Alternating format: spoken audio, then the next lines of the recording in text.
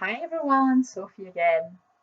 First, I would like to thank everyone who viewed the first video of the series. I received some great comments and I was very honored that some of you liked it enough to share it. So, a big massive thank you. As mentioned in the previous video, living a more natural lifestyle in the 21st century can be simple and easy, and it doesn't have to take over your life. The secret is to plant little seeds of connection with nature throughout your day and repeat every day. We can all benefit from adding a bit of nature in these four areas of our lives: what we do and where we do these activities, what we eat, where we live and where we work, and how we care for our mind and body. As mentioned previously, the positive effect of strengthening our connection with nature are now well documented.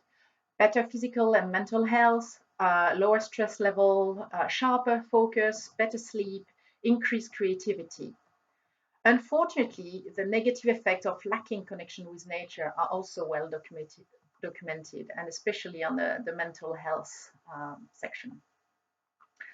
Well, we need to admit that letting nature take its place in our life doesn't happen naturally anymore, excuse the pun. We each need to make a conscious effort for it to happen, a decision that can seem hard to make and even harder to implement, especially when you don't know where to start. Which is why today I'm going to give you a few examples of things you can easily do to show you that it doesn't have to be hard when you get the guidance. So, for those who don't know me, I came to be interested in ecotherapy, which I mean literally as in healing through nature, from two different angles. First, I have a background in environmental science and I've always been interested by green things.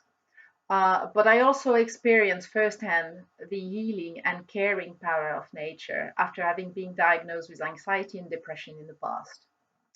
Oh, and another thing, if you're wondering where the weird accent come from, I'm French. I lived a few years in the Netherlands and now I've been in England for 11 years. So apparently I created a strange mix. So here you go. That was one of the questions I actually received.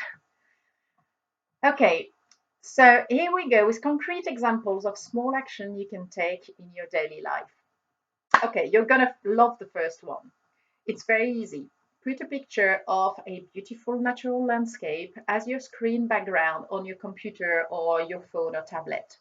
Research has proven that just looking at nature through photos or even on telly already has a positive effect on our brain. Oh, and apparently the same thing goes for looking at videos of cute animals on the internet. Research even showed that it makes you more productive. So here you go. Now you have the perfect excuse to do it.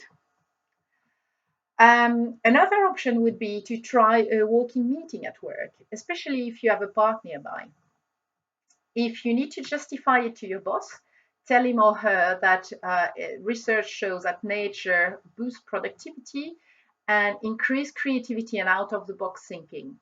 So your meeting might actually be shorter and create better outcomes than if you were just locked in a small meeting room without any windows. You can also apply this principle when you're meeting with your best friend. So find a meeting place like a cafe or a pub near a park or a prom or a nature reserve. And before you go for your coffee or drink, go for a short walk together while you're catching up. And then, go for a drink. And that allows you to mix nature with a social aspect. Another one, walk barefoot. If you can do it outside, for example, in your garden, if you have one, while putting the laundry out, or gardening, or playing with the kids, or go in a park, for example, during your lunch break. Again, if you have kids, the sandpit in your local play area is usually quite a good place and clean to walk barefoot. This works on the principle of earthing. So you basically discharge the positive ions you accumulate in your body, which are highly present in cities and busy environment with a lot of electronics and electromagnetic fields. And you get some negative ions from Earth. So you basically rebalance your electric charge. It really, really improves your sleep.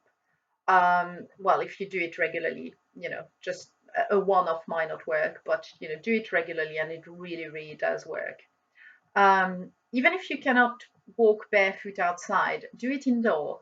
Um, it might not facilitate the exchange of electrons as it is if you do it on the ground, but it will provide a good massage to your feet.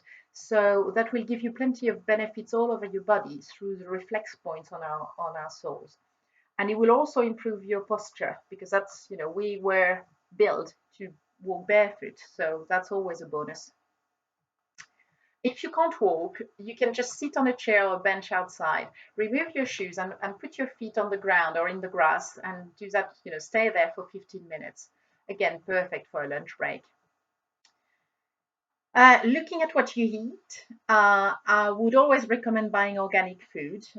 It doesn't take more time to cook, and now you can find it in a lot of just regular supermarkets. So it doesn't increase the time you use for grocery shopping. So you just simply swap one alternative for the organic ones.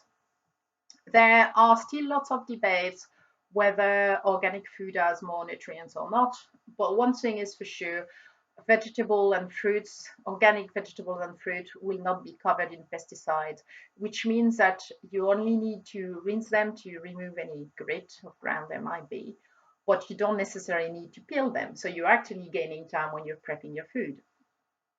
In terms of milk, dairies, and meat, it's actually proven that the organic version has a better fat profile with more good fat content, which are involved in keeping your weight under control. So that's a bonus. And while you're at the supermarket, buy fresh flour and buy herbs in pots so they keep longer. It's another easy way to bring nature into your living room and your kitchen. Oh, another one for you ladies, well, men as well, if you want to. Use natural product in your cosmetic. And I can definitely recommend coconut oil. It is the best makeup remover ever. It works on even waterproof mascara, and it's not filled with all kind of conservator and e numbers and things that you don't even understand or can't read. And it will keep your skin soft and it smells absolutely delicious. If you are a little bit more adventurous and if you want to try something a bit different, go to my blog, which is sophiekazanav.com. And recently I wrote a post where I shared a recipe for natural face masks. So another option for you. I know that some of you fear that you can't put nature into your busy schedule. So I hope these few examples showed you that you can increase your connection with nature. Even if you have a very busy lifestyle, there are simple things you can just swap to go for the natural alternative. Another question I actually received was about your children. Are they going to be a barrier?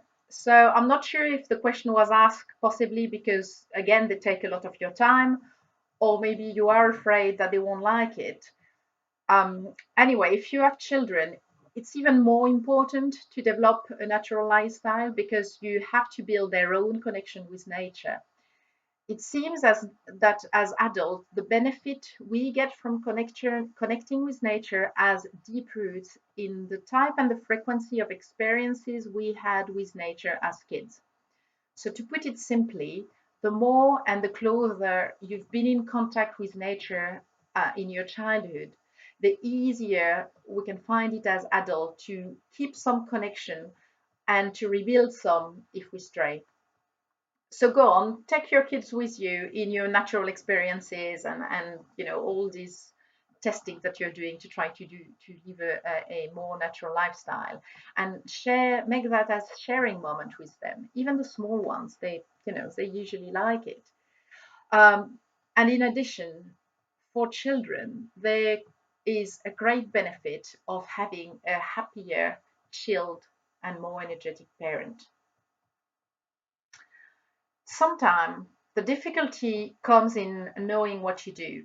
After all, we all spend most of our time stuck in a rut. and a little guidance and support can come a long way into transforming our life. So we'll talk about that in the next video. So now it's up to you. Go and practice, and hopefully, even these small actions that I mentioned as example will bring you joy. And if it does, please share this video. Sharing is caring, as they say. So bye for now, and I'll speak to you again soon. Bye.